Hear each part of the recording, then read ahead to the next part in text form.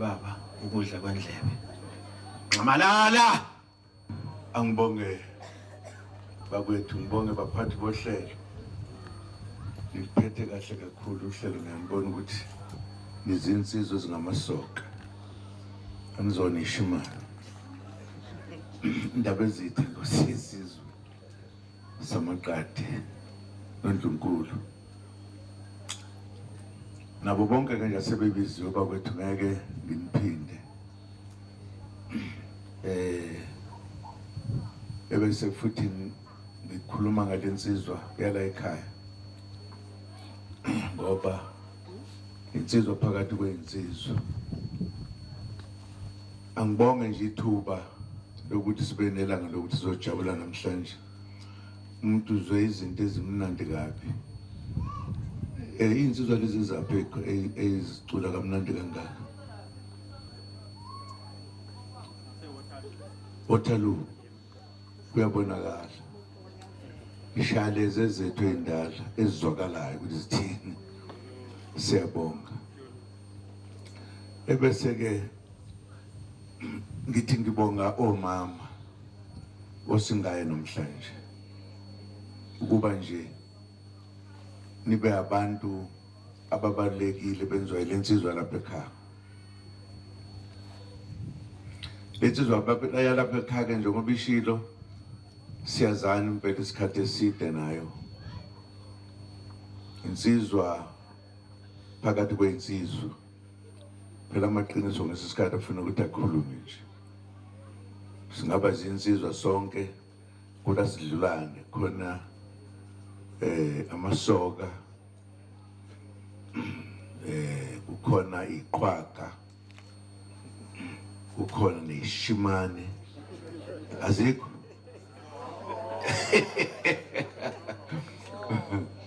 impela ngibonga kakhulu ngibongela ukuthi ngizithole nami ngise endaweni ebaluleke kangaka ikakhulukazi uma ngibona indaba ezitha ngisuke ngibona umfowethu omkhulu kabi sisuka kude naye kude kakhulu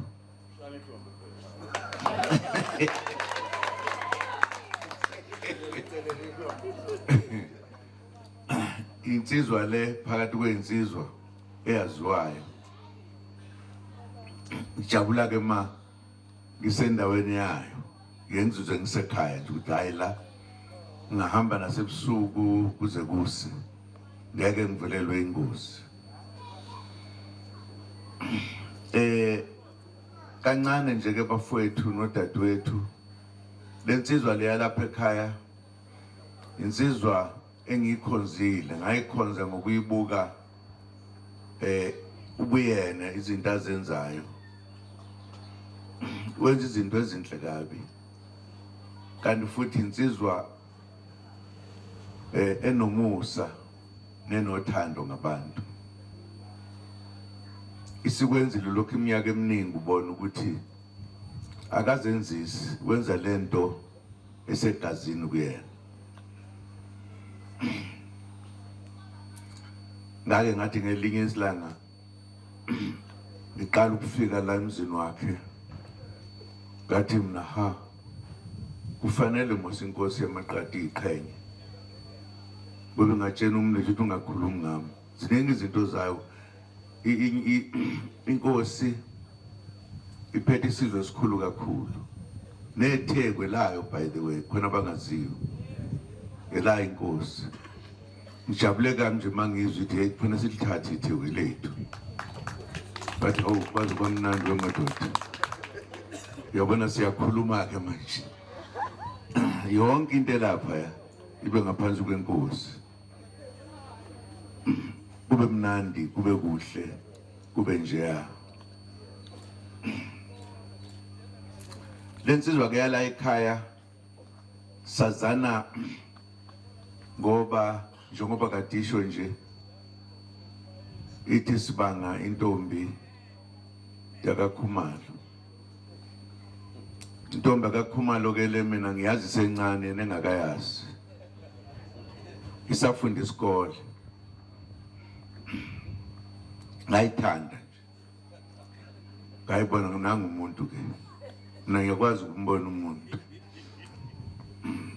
ngizothi nje kancane ngakuthi manginqoma ngithi umuntu kanjani ubona naye wasuka waseyithanda ke seyishela yasiyamqonga naye yamgana futhi kodwa siyilwe naye masikhuluma ngoba ngiyangimtshela ngibe mfana mase kufike mina uphuma endlini ngena mina manje kunentokazi esencane nje ebhala incwadi ngalentokazi uMakhumalo ngomlando wakhe iyayisithi ke lentokazi njengoba kuzokhishwa ibhuku lakhe ukuthi akaxoxe ukuthi wakhula kanjani nokuthi waqoma kanjani kwenzekani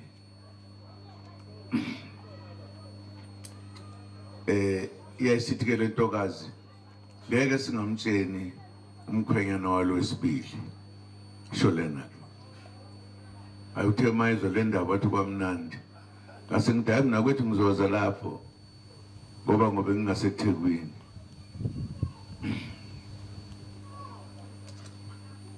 ngizothinta nje encane ngokubaleka kwamakhosikazi komama ngikhulume ngalokho ngoba ngimazi kakhulu lo nakhona ngizokhuluma into eningi lentokazi igama layo uSizakele ayithanda sihamba isikole mina ngihamba isikole nelusa imkahle inomusa inesizotha yahlonipha awungase ngithi ayimla mase ngikhulile ufuna ngigane lo noma kumnyama kubomvu bayishela isencane bayishela impela nje seyikhula khulile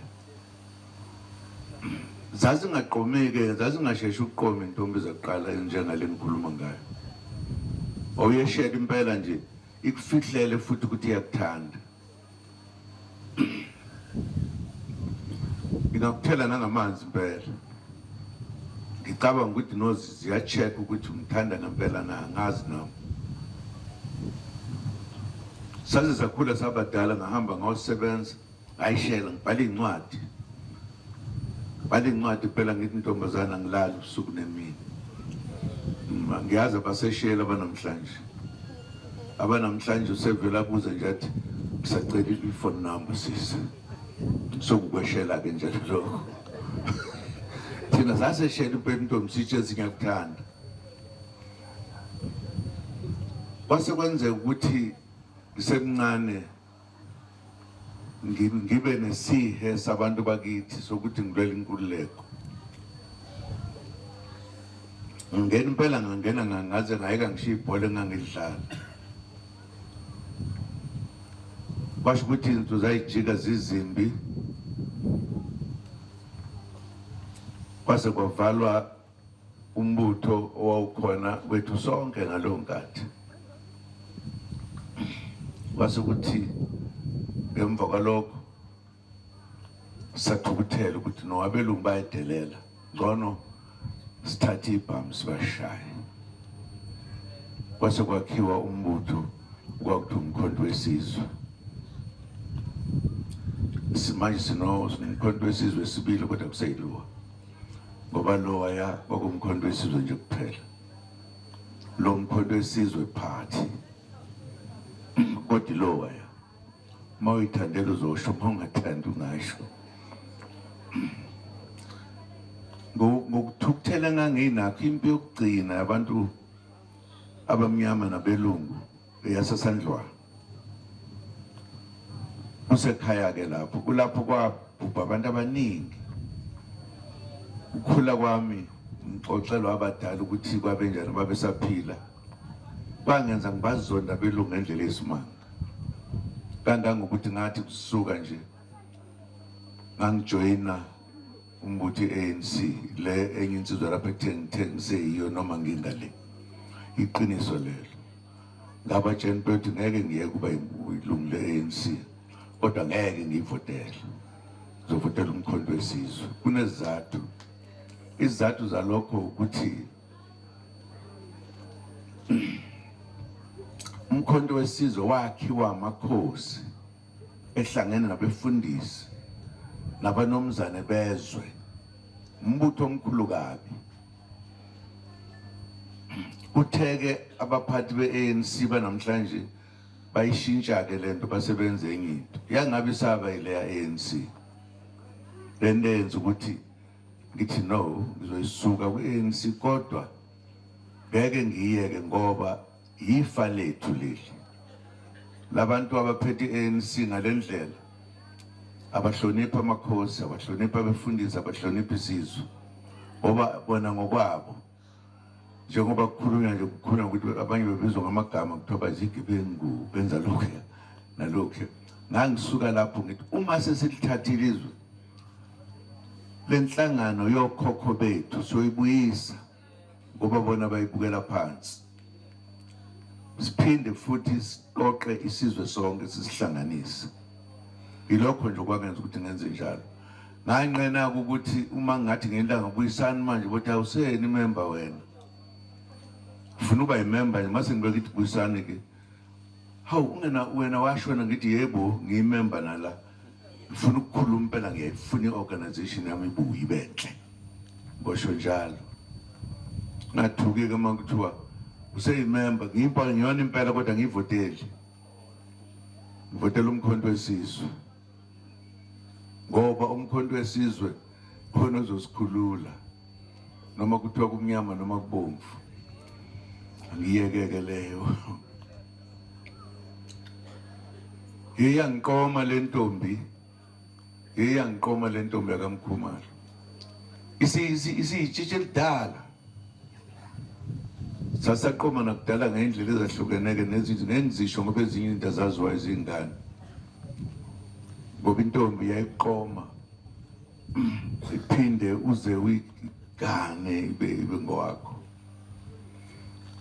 ngenkathi-ke ngiseyibhunge njalo sengijoyina umkhonto-ke manje wafuneka sihambe siwele siye phesheya siyofundela ukuba amasosha sizobuya silwe sikhulula izwe lakithi sasisendleleni-ke sihamba sibheke khona lapho sase siyongena kwelinye izwe ngapha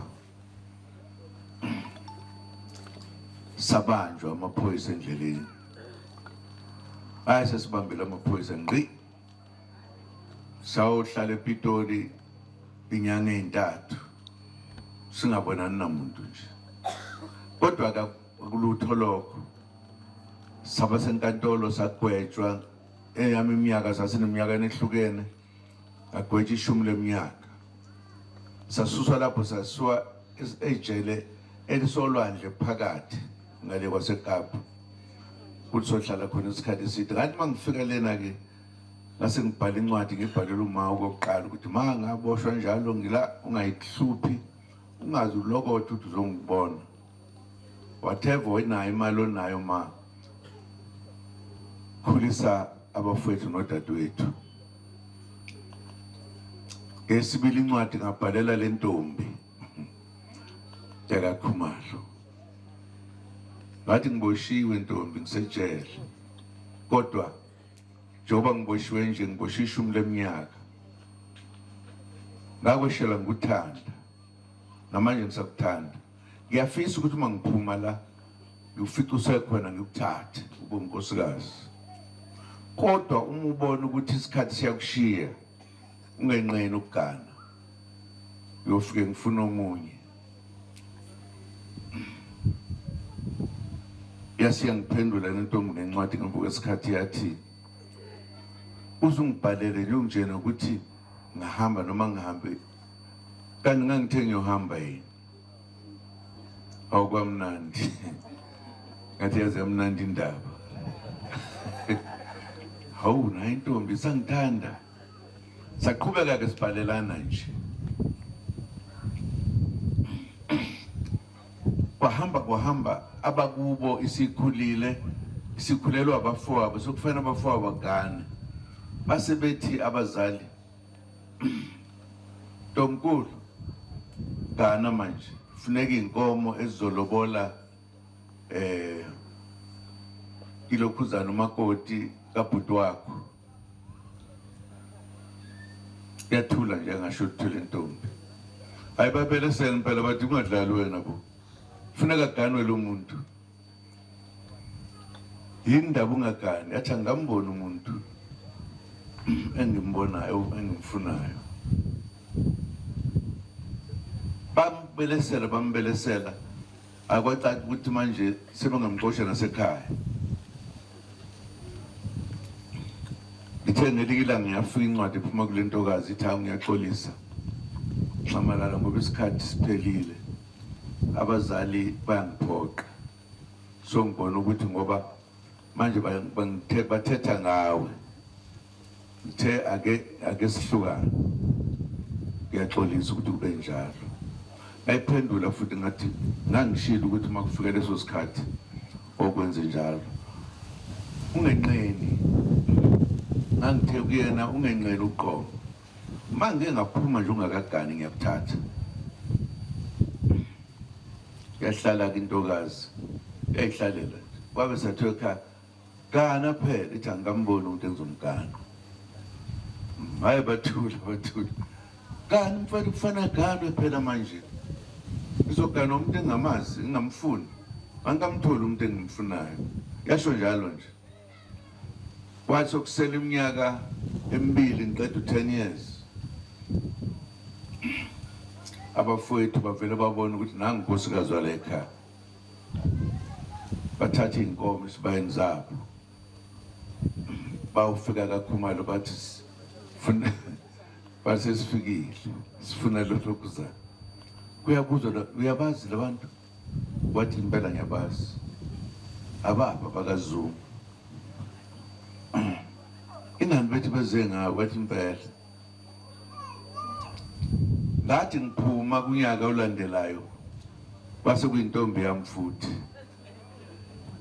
nayizwe indaba ngasho ngathi hey uma ngingahluleka kulo mama ngingamthathi ngaba ngiyazi into engiyifunayo ngathi mase ngifikile nami ngathi angibuyi ngisiboshwa lapha esishimana buya ngisenentombi yami ezinye intombi zahamba ngangesoka ngake ngalintombi mina nganixoxa indaba esabekayo layala kwakukhuza abantu inhle ezokuthiwa zimnyama zidark zinhle ngayali impela ngathi sorry sisi suyaliwa mina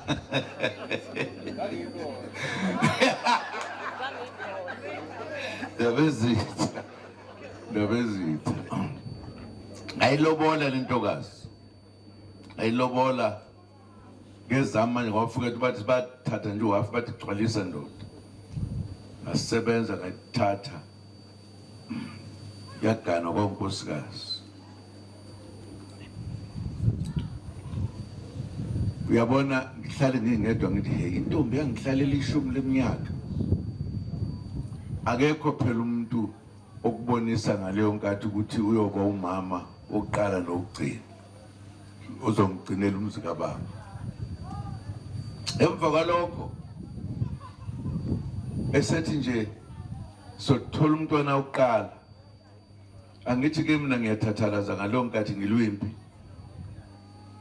basho ukuthi afika impimbi zithena namba abantu abahluphayo sekufanele ukuthi bangibambe kwesibili ngibuyele ejele ngathi ngeke ngase ngiyawela ngwelele eSwazini sengihlala ngaphandle ngahlala ishumi leminyaka neminyaka emine ngingaphandle hlezi lentokazi kodwa ngayishiya isikhulelo kwasho ukuthi ukuhamba kwami kwaba isimanga kwamethusa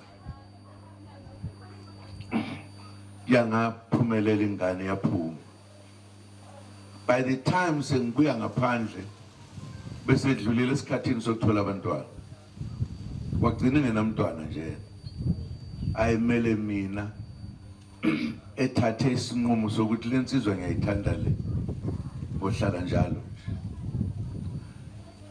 ngabuka kuyena ukuthi kuyiqiniso ukuthi abantu besimame ibona abayizinsika ekuphileni kwethu emhlabeni. Wawumisa umzi kababa ehlele njalo njengoba esawumisile namanje. Wake wazama-ke ngoba ngenkathi ngingaphandle ngathi no, ake ngimlande.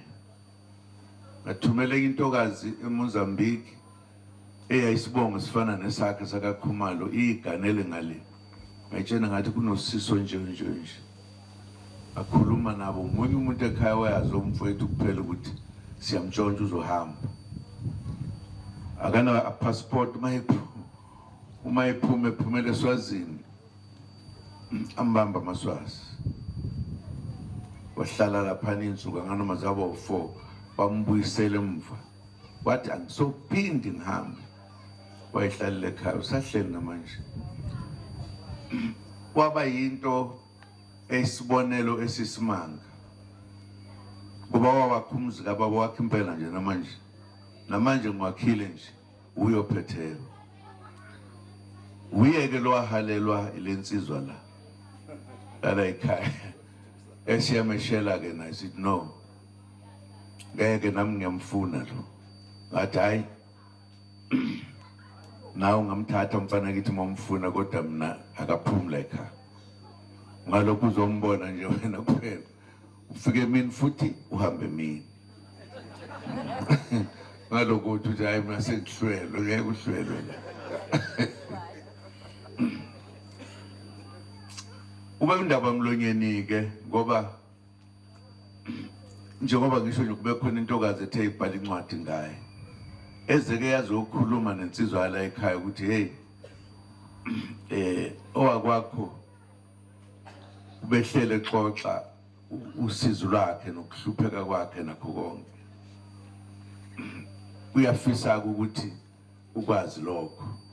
Hayi naye ke ngoba naphela uyimbangi. But noma kanjani ngiyafuna impela ukuthi akwazi ukwenza izinto aphumelele.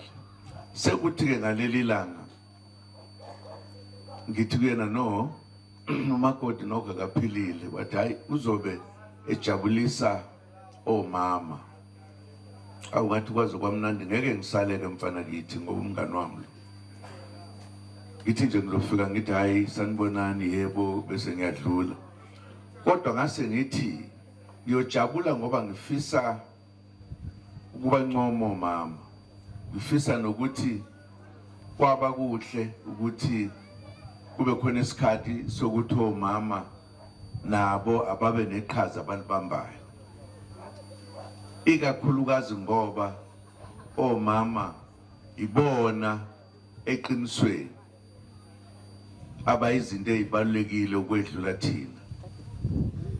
Uyabona nje kukhona abanye ongathi uma uthi awupheka wenza iti akade ukuthi enziwa kanjani ithina. Abanye nje bangasho ukuthi kuyenzeka uma unkosikazi engekho indoda isele yodwa ayazi nokuthi iphuna uhlala lapha abanye nokuthi konje itiye ulenza kanjani. Ngamanye amagama bayinto ebaluleke ngendlela esimanga omama ngoba ibona abasilethe emhlabeni. Ibona futhi abasenzela konke. Ibona futhi abastrong ukusedlula kodwa sazi ukuthi thina si strong kubedlula. Abantu laba ababaluleke ngendlela esimanga. Sonke njengoba singamadoda nje akekho ongathi wake wazala ingane noma izalwa unkosikazi wakhe wakwazi ukukhuluma nayo incane ingakwazi ukukhuluma. Mayikhala asiyazi nokuthi isho ukuthini. Kodwa umama uyayazi mayikhaliswa kulamba. Uyayazi mayikhaliswa whatever. Bakwazi ukukhuluma nengane thina singakwazi ukwenza. Thina silinda izikhulume bekuyimasida ukunjani mfana, njani ntombazana. Uma isencane asazi lutho iyakhala nje. bona bakutshena ukuthi manje kukhona ekuphethe kabi, manje kukhona lokhu ya. Ngalokho kusho ukuthi ibona abaqotho kakhulu emhlabeni, ibona basikhulisayo, ibona basifundisa ukukhuluma, ibona benza konke nje. Yingakho le organization ebengikhuluma ngayo engisekuyona kodwa engakaphumi yathatha isinqumo sokuthi yakhe ngesikhathi somzabalazo isimo somama ukuthi kube khona omama abazohlangana baze babizwa ukuthi bayimbokodo yokuparticipate noma yokubamba iqhaza ekuleleni inkululeko. Ilokho kokwenza ukuthi eminyakeni eminingi kuzobe namhlanje sibakhumbule omama ngalezi insuku, sibabeke endaweni yabo, ukuthi sibathande, ukuthi nabo bazizwe bejabulile. Leli langa yilanga elenza ukuthi noma uwumuntu nje ukhumbule ukuthi ayikonje ngazala nabantwana, konje ngaganwa njalo njalo. Imnandi ke le ndaba, indaba enhle. Njengoba sazi ukuthi sayilwela inkululeko kulapha kade ngisho ukuthi saqala phana sisonke sahlukana phakathi kwasho kwavuda kwasala amalahle. Manje singene endaweni lapho khona esibonile ukuthi abaholi bethu abasiholela enkululekweni sebehambe bahamba bashintshe endleleni, ngoba sikafiki lapho siya khona. Kunencwadi yabhalwa abaholi bethu okuthiwa incwadi eyayisho ukuthi inkululeko esifunayo injani. Ubani uyikhumbula le ncwadi Nkosi yami? Ukhona nje. Awungitshela mfana kithi nakuphakama isandla. Uthi?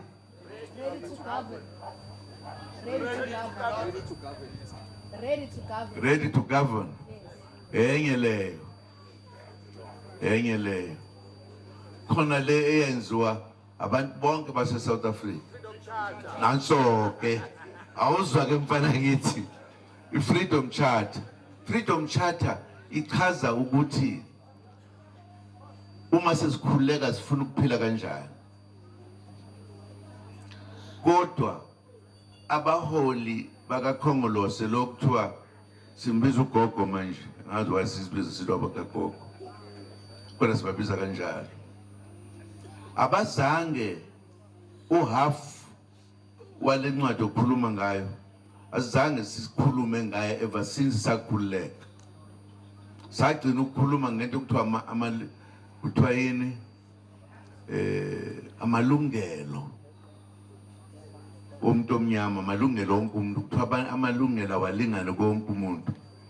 Bonke nje mozo bekhuluma ngenkulu kuthiwa no, sonke siyalingana, ngoba phela asisabuzwa ipasi, ngoba nathi siya eParliament. Ilezo zinto nje ezenziwa inkululeko yokuthi thina siphathizwe lethu, sibuyise izwe lethu, silibuyisele kuthina, umnotho wethu kube uwethu ungabi wabelungu. Singahlali elokhuzeni ekorokorweni, abanye behlala emabhilidini. Ayikho lonto ezangenziwa. Ingakho ke abanjengathi bathi no, sebehlulekile abakithi. Nginendaba endeke ukuthi ngayixoxa nabo ngibatshena ukuthi hayibo asikakhululeki, bengezwa. Ngabona ukuthi ayikho lento. Futhi bayimisela, futhi uma ubabona basebenza nabelungu, babathanda kabelungu. Ngalokho kathi abaningi abantu abayibonanga leyo nto, bayibona mase kumanje kuthiwa yini lento ekhona nabo phakathi kwabo nabelungu, i-GNU. Niyababona ukuthi ngempela abantu babelungu labo abanandaba nathi ukuthi ingane zethu siyahlupheka ngeindlela eziningi, nabantu abadala sonke abanandaba nayo. Saze sithi ke ngeke ke thina sikumele lokho. Sifuna umuntu omnyama khulileke wonke la ezweni lethu. Asikwazi ungakwenzi lokho.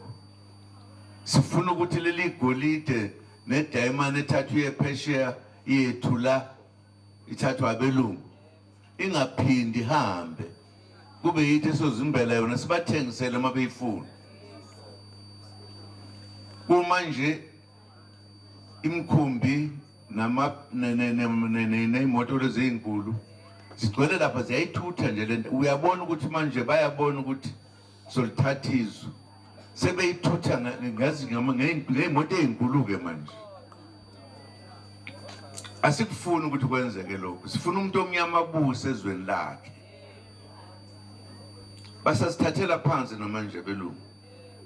Abakasiboni ukuthi siyini. Uyabona nje ngeke uzwe kuthiwa khona abelungu abayizimpimpi benziwa abanye abelungu. Abelungu benza impimpi phakathi kwethu. Bafuna sisebenzele bona ukuze kube yithi esizifake ugqilazekeni. Ngebhada sikuboni lokho singabantu. Ngikhuluma lokho ke ngoba ngifuna ukuthi omama ngiyabathemba ngoba banamandla ukukhula sebekwenzile kukhula basazokwenza. Ingakho nje makuthiwa mama bahlangene sisondele sikwazi ukuthi sithi singayiqeda kanjani le nhlupheko esinayo na. Ngoba inhlupheko isiphethe sisayikhohlisa kabaningi. Kukhona abanye ozumangale ngoba abanye bafunde kakhulu kodwa babone ngathi siyadlala amasisho njalo. Sithi akubuyizwe ibuyele kuthina. Sithi amakhosi ahlushwa kakhulu ngoba abelungu mabefika la iwona ayiphethe yonke into, umthetho yonke into. Kwakungekho igebengu ngesikhathi phethe amakhosi. Abantu babeqondile, bebahle, behlonipha, benza yonke into kahle. Kodwa namhlanje ngoba izwe liphethwe abelungu, ilokhuzana abelungu bathi uma bebona ukuthi amakhosi anamandla ayisethi kulungile makhosi nizoba khona nibakhona emazindendezeni kodwa ke uhulumeni uzoniphatha. Right? Nangempela ke amakhosi akhona. Uma usubukisisa kahle okuningi engabe amakhosi iwona kuphetheyo uphethwe into okuthiwa uhulumeni. Uyambona uhulumeni. Abelungu ngenkathi befuna ukuthi ngoba bakwazi ukuthi bazolithatha izwe balithathe ngalowo nkathi basebenza kube khona uhulumeni. Uhulumeni kuzoba khona umuntu okuzothiwa kuthiwani konje ngesizulu lo muntu uphethe izwe ukuthi uphethe izwe mayiwine ukhetho mongameli. Ngesilungu kuthiwa yini? President. Niyazi isho ukuthini lo ukuthi president? Isho ukuthini? Ayikho shu. Bamnika nje igama ukuthi athathe indawo umuntu eyedwa kube yena okuthiwa uyena ongamele sonke isizwe. Noma ngabe akahlakaniphile. Khona bangahlakaniphile. Uyabona nje lo phethe manje ungangeke kusho ukuthi uhlakaniphile ukuthi endampela. Tu uma ungathi uhlakaniphile ngokuthi kuwena ubazi abantu.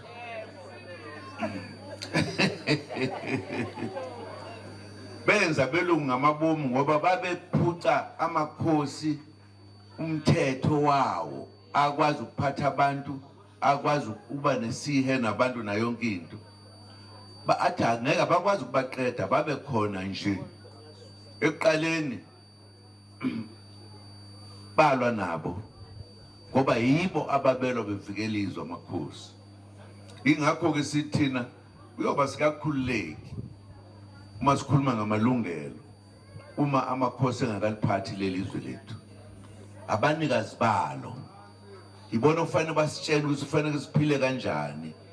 Uhulumeni akabe ngaphansi kwamakhosi. Amakhosi yiwona kuba kufanele abe phezulu. asikhulumi nje ngoba sikhuluma. Sikhuluma into esifuna ukuyifela makuthiwa siyifela. Namhlanje abantu ngoba benziwe igebengu bayabulalana ubusuku nemini. Yayingenzeki leyo nto makuphethe amakhosi. Ngoba kusukela enduneni bonke abantu babazana ukuthi singabantu siyaphila kufanele siphile. Abelungu abanandaba nakho konke bafuna ukuthatha igolide lethu bayokwenza ucwebecwebe babo le kude. Inkinga ke mina ngiba nayo ukuthi Nkosi yami siyekelani lento ngoba abelungu sebeze basisiza ke manje makuthiwa sinenkululeko lengaphelele. Bathi uma nje kuthiwa abantu abaningi bavote ndawonye ibona bazophathizwa. Sixakwa yini thina singabantu ukuthi sihlangane sibe baningi siwine siphathizwe lethu? Sixakwa yini into elula nje clear nje ephambili nje uyibona kahle. Ngoba ngase senze njalo okokuqala amakhosi anesihe nabantu babo. Kodwa abakwazi ukuyishala umthetho ngoba umthetho ishawa yilowa muntu. Wakwazi ukuthiwa sophathwa umuntu njengoba sibaningi siba ngaka okwazi ukuntshontsha imali ayifake kilokhu zenini lekhuya. Niyakhumbula lokho? Uphathwa isigebengu esicacile nje ayinokuthi uyasifanisa. Sithule sithini sehlulwa yini ukuthi makuthiwa kuyavotwa sivote sonke one sithathizwe lethu. Uma kufuna ukuba nephathi yakho uphinde ubuyele khona kodwa sesithathile thina. Sehlulwa yini? Ngikusho ke lokho ngoba omama ngiyafisa ukuthi omama kuba bebengase nje mhlambe mabebona ukuba thina amadoda siyatatazela ke bavumelane nje ukuthi sonke amakhosikazi sithamu sivota ndawonye. Ngemva kwalokho kuzobona mase siliphethe izwe. Uma nje thina sisekhona sike salithatha ngiyozwa ngalelo langa igolide ayiphumla, silver liphumla, sizwe lethu alibuyele kithi. Asizokunixosha belungu uzonikeza iqhintwana zendawo nani zohlala kuyona. Hayi izwe lethu alibe semakhosini. Manje ngesikhathi ngize ngithi Nkosi yami amakhosi aphi kodwa? Ngoba phela enye into le uyabona nje kuba nje ngangiyinkosi ke mina. Sorry ndaba ezitha. Ngangizovele ngithi nje ahlangana amakhosi athi njengoba siyokhethweni wonke umuntu kulesi sami isifundo uvotela indlemnyama. Once sithatha konke ngeke siphinde sihlupheke. Ugenda impela ungayibuzanga. Abelungu bahlakaniphile ngoba banemali banika abantu imali bathi hey nansi imali vula iphathi yakho. Ubona umuntu kanti hlupheka njengami nje usenephathi yakhe. Kunikwa abelungu. Asingaphathwa abelungu bakwethu ezweni lethu. Ufuna ukuthandaza kakhulu ke omama ngoba noma thina sikhuluma sizwakala kodwa omama makukhuluma bona asikwazi ukuzwa, asikwazi ukungezwa singamadoda ngoba phela ibona abakhulisa ingane, ibona benza konke. Ingakho nje uma umfazi sethi hey wayiseka bani uma indoda ihlakaniphile ukuthi ngokuthola ngelinye ilanga sekukhulumela umama. Inkosi zethu lezo mama ngijabula kabi ukuthi lensizwa umna kwethu abakhumbule ngelanga elinje. Sengathi singaba baningi sinje ngoba uma silunge kahle singenza konke kube kahle kube mnandi. Mjenda mpela ufuna ke nje kunazisa njengoba sithi umkhonto wesizwe umbutho wabantu asedukile ngenkathi kuvalwa umlomo ANC ngo-1960. Abadala bakha umbutho wesizwe okwathiwa umkhonto wesizwe. Namhlanje singene odakeni lokuthi izwe sebelitshontshe ngisho abantu bakithi abamnyama. Sabuyele emva ke sathi umkhonto wesizwe ilo waya kodwa ilo futhi ngoba sithe umkhonto wesizwe party senzele ukuthi bangasibizi ukuthi nibisi lokuzana ngento yethu nathi umkhonto wesizwe into yethu yokulwa into yethu ukuzivikela la masisho njalo sisho njalo siyayivikela ke manje umkhonto wesizwe asingahlupheki ke bakwethu ngijabule nje makuthiwa amakhosikazi namhlanje yabonakala nayizolo njalo ngithi ake nisize nikhulume nobaba namadodana ukuthi akuvotwe kahle sibuthatha izwe lethu bakwethu kade lathathwa abelungu kulesikhathi nje siya kuso manje uma singake sihluleke ukuwina njengabantu abamnyama hayi sengufuna ingulube nami okanye noma ihashi ngigibele ngihambe ngibuye ezulwini ngoba ngazi indlela iya ngapha laba bahamba ukuthi iphezulu kanoma ngoba kubonakala kahle sekuthi nami ngiyahamba ke manje sehlulwa yini ukuthi nje ke sithi ake sivote nje kanye noma ke sophinde sihlukane abantu bayena emaphathini abo kodwa sibe sesilithathile lakithi ngicela omama ke ngoba yibona abakwazi ukusigoba kahle mase kukubi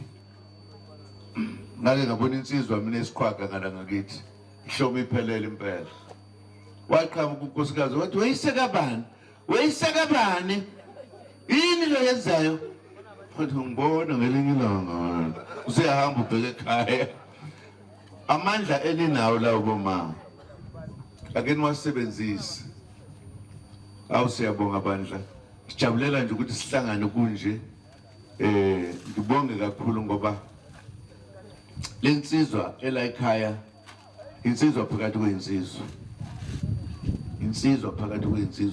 ngijabule sengizwe ibongo zayo ke namhlanje ukuthi kanti hey insizwa ngempela akube insizwana nje insizwa ihamba kahle bakwethu angibonge nje ukuthi sibe khona angakhuluma uze kushona ilanga kodwa nje uma nilalelele into yokuthi kulonyaka esiya kuwo umuntu omnyama kawine noma singaphinde sibe nezinye inkulumo ngale asithatheni izwe lethu ebelungwini awuma singake sizwe sonke nje lokho senze lokho nje awu sengathi nje uNkulunkulu ngithathe ngihambe ngenyawo ngingafi ngihambe ngomoya ngizofika nami lezulwini ngifike ngithi waze wasisiza Jesu nawe uNkulunkulu nasikhipha lapho nani esasingene khona singenziwa izigebengu sibonge nogogo bethu nokhokho nabo bonke abantu fana kithi kuthiwa umuntu ufuneka bonge saphila muhle umuntu wazi abantu bakubo muhle umuntu wazi isizwe sakubo uqhubeke mfana mawuqhuba kahle ngokunikeza umakhumalo ungakhathazeki ngesikhathi ke sekudala ingane engaqanjwa omunye umuntu eqanjwa kuyise kuphela babesebenza kobaba uma esemsebenzini engakabuyi ingane izalelwe ekhaya uma iwumfana nje kwakuye kuthiwe nje yamfana idlaliswe nje ngoba kufanele ukuthi ziqanjwe ubaba wayo umama noma ngabe naligama lengane ngeke alisho ubaba engakalisho lelalisho